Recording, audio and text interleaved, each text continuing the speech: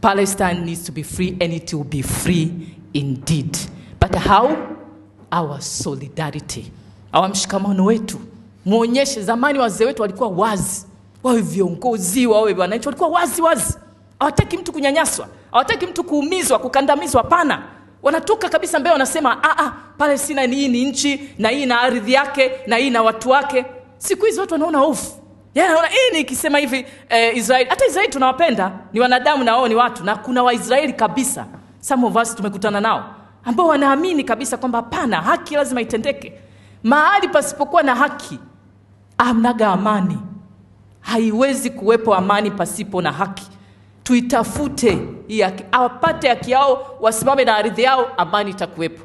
Na amani ikiwepo, na sisi wote tunajua kwamba kumbe it's possible, tunakaa na ardhi yetu na ni haki yetu, na amani itakuwepo tu. Lakini tukiacha wengine wanaumizwa, wanakandamizwa, tunakaa kimya, haitatusaidia, kwa sababu hatujui ya kesho, na sisi hatuwezi kuwa huru kweli. Hatuwezi. Ni kama vile alivyosema Nelson Mandela, mzee Nelson Mandela, hatuwezi kuwa huru kweli wakati wengine wanakandamizwa. Kwa nini? Kwa sababu sisi wote ni wanadamu.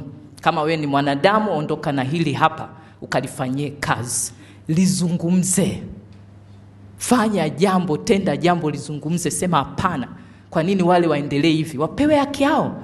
Ardhi yao, wataamua kama wataishi, na kwanza hawana shida wa Palestina eti kuishi na watu wengine. Hawana shida hiyo. Hii ni ardhi yetu, hii ni ya kwetu. Naweza nikaishi na wewe Mwisraeli, naweza nikaishi. Hawana hiyo shida. Sisi ndio tunavyotaka hivyo. Wanadamu, binadamu. Kama wewe ni binadamu, nenda ujitafakari. Fanya jambo juu ya Palestine. We will have a free Palestine, I'm telling you.